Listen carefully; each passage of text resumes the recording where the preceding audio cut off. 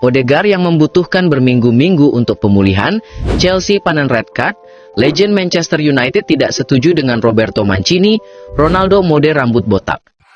I'm gonna love you.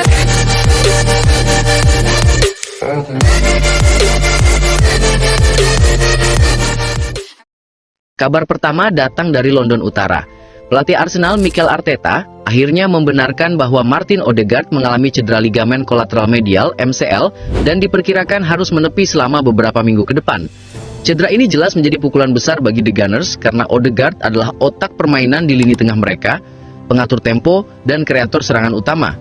Tanpa dirinya, Arteta harus memutar otak untuk mencari alternatif.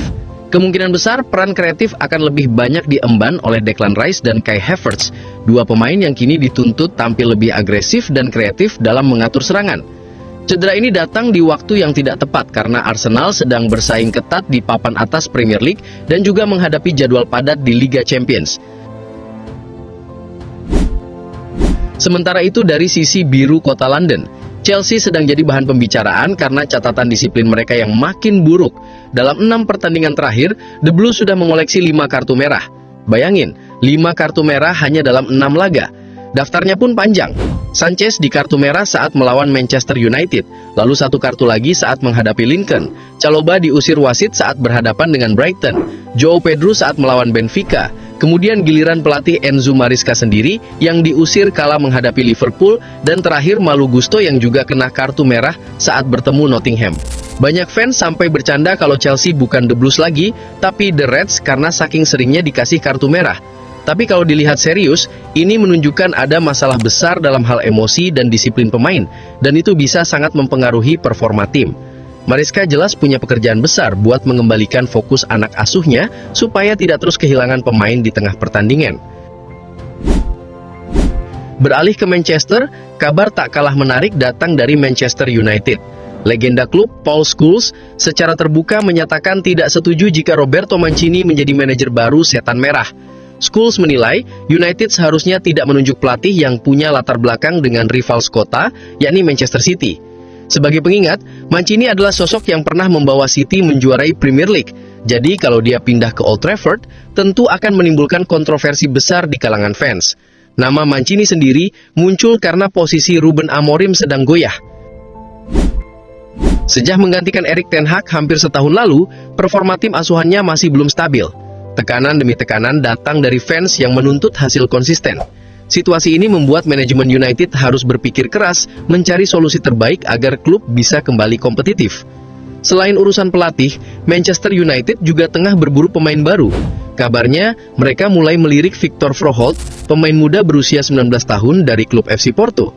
Setan Merah memang sudah lama dikaitkan dengan rencana mendatangkan gelandang baru sejak bursa transfer musim panas lalu, tapi belum ada satupun yang benar-benar terrealisasi. Froholt disebut sebagai pemain dengan gaya main kreatif, punya visi tajam, dan bisa jadi penerus Bruno Fernandes di masa depan. Kalau transfer ini terjadi, bisa jadi ini langkah cerdas untuk memperkuat lini tengah United yang belakangan sering dikritik karena kurang solid. Sementara itu dari Timur Tengah, Cristiano Ronaldo kembali jadi sorotan. Baru aja ganti gaya rambut, Ronaldo langsung membuktikan kalau penampilannya nggak pernah kehilangan sentuhan magis.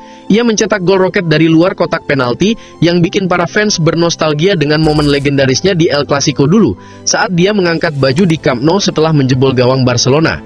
Tendangannya keras, akurat, dan penuh tenaga. Gol itu sekaligus menegaskan bahwa meski usianya sudah hampir 40 tahun, Ronaldo masih punya insting mematikan di depan gawang.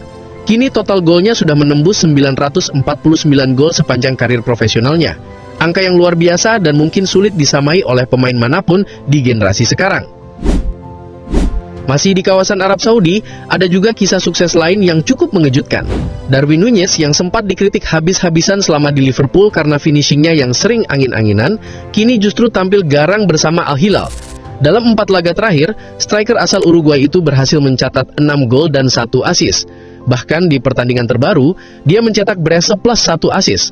Permainannya terlihat jauh lebih lepas dan percaya diri, mungkin karena sistem permainan Al Hilal benar-benar cocok dengan gaya permainannya yang cepat dan penuh tenaga.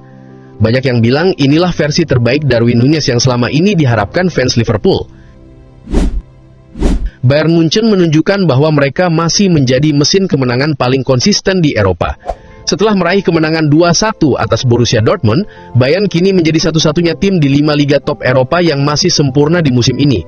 Dari 11 pertandingan, Harry Kane dan kawan-kawan sukses menyapu bersih semuanya dengan kemenangan. Performa Bayern musim ini benar-benar luar biasa, dengan serangan yang tajam, lini tengah solid, dan pertahanan yang hampir tanpa celah.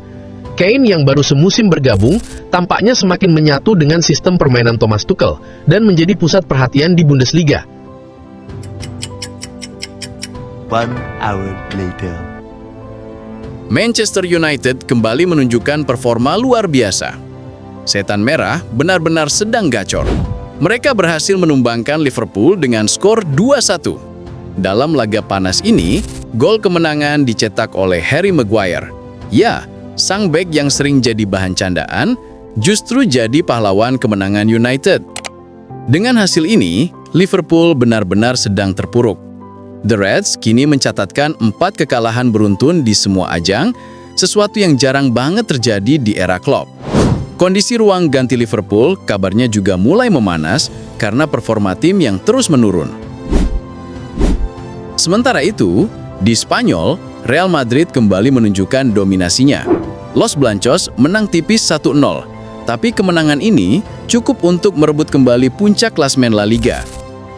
Kabar baiknya, Kylian Mbappe akhirnya kembali bermain setelah pulih dari cedera. Dan langsung gacor, baru comeback, langsung mencetak gol penentu kemenangan untuk Madrid. Dukungan dari para Madridista di Santiago Bernabeu pun meledak, menyambut sang bintang yang kembali membawa tim ke jalur kemenangan.